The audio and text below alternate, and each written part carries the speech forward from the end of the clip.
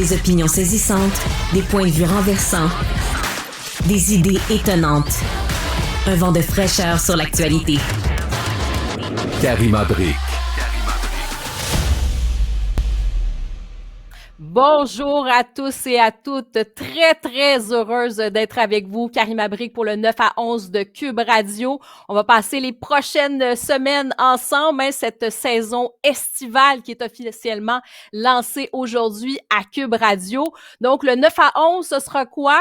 On va analyser les grandes questions de société. On parlera politique et je garderai un œil pour vous du côté de Paris. Oui, parce que les premières semaines, je serai basée à Paris pour regarder ce qui se passe, évidemment, pour l'organisation des Jeux olympiques. Ça va être assez incroyable ce qui va se passer ici. Donc, on veut être vos yeux, vos oreilles pour vraiment savoir toutes les coulisses, ce qui va se passer. Et bien sûr, la politique internationale, politique européenne, politique française, ça bouge énormément.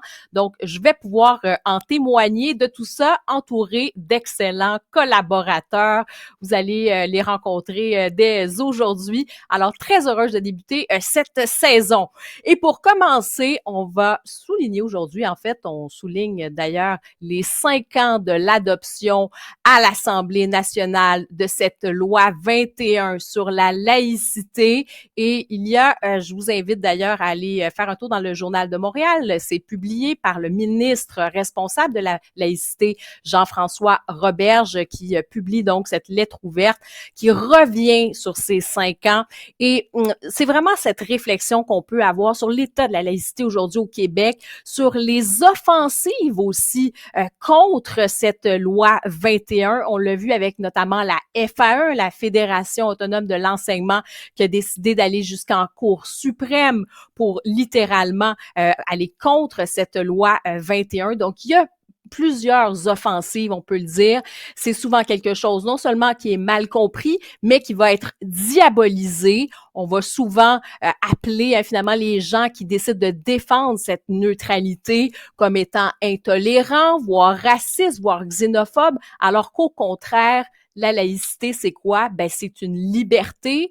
Ça poursuit un long combat, je pense qu'on peut le dire, un long combat que le Québec a fait et que les Québécois aussi ont choisi au fil des années de cette idée de véritablement séparer les religions de l'État, de créer aussi cet espace de libre conscience et véritablement de faire cette séparation et d'avoir, si vous voulez, une neutralité affichée par les agents de l'État.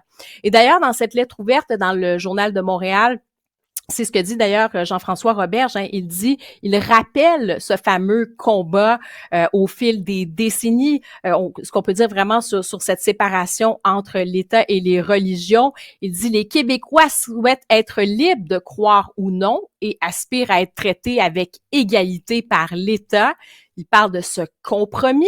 Il dit, vous savez, la loi établit, je cite, un espace de liberté au sein duquel l'État québécois garantit à chacun le droit d'être traité équitablement, notamment dans la prestation de services publics, sans égard à ses croyances. Il fait mention de ce droit collectif qui est fondamental pour notre nation. Alors, c'est important, je pense, parce que il y a cette grande réflexion aujourd'hui. Je parlais de ces offensives contre la laïcité. Puis pourtant, au Québec, là, quand on parle, par exemple, des signes religieux ostentatoires et des agents de l'État plus les enseignants, on est vraiment, là, je peux vous dire, dans une version extrêmement soft, pour employer l'anglicisme exceptionnellement. Donc, c'est une version qui est très équilibrée, qui est extrêmement modérée. Si vous faites le comparatif, par exemple, avec la France, où il y a effectivement la laïcité, ça fait partie des valeurs aussi ici en France, même non seulement les enseignants ne peuvent pas porter de signes religieux, mais ça va plus loin.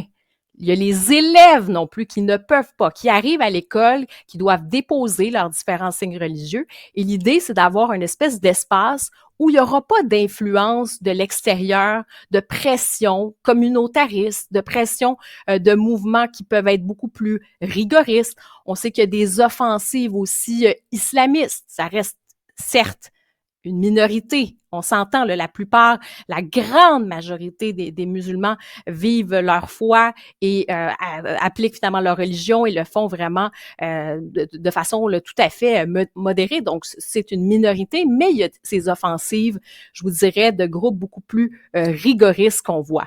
Alors, tout ça pour dire qu'au Québec, après des longs débats, des déchirements. On peut se rappeler la crise des accommodements raisonnables. Hein. On n'est pas obligé d'aller si loin dans l'histoire pour voir à quel point ça a été quand même complexe. On arrive avec cette loi, on souligne les 5 ans. Et qu'est-ce que ça nous dit aujourd'hui?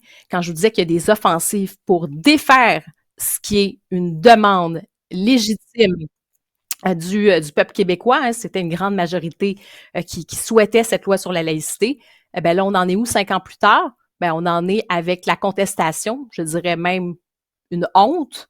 C'est une honte que la Fédération autonome de l'enseignement, qui avait pas d'argent, rappelez-vous, pour le fonds de grève, mais qui en a pour aller contester ça devant la loi suprême, la Cour supérieure plutôt, la Cour suprême plutôt du Canada. Et ben, plus récemment, d'autres offensives. On a entendu parler notamment, bon, ça fait partie de cet esprit aussi de la laïcité, quand on pense à ces prières de rue qu'on a vues au centre-ville de Montréal, quand on voit l'arrondissement unique qui est un petit peu complaisant, qui permet une autorisation, de dire non, mais c'est limité.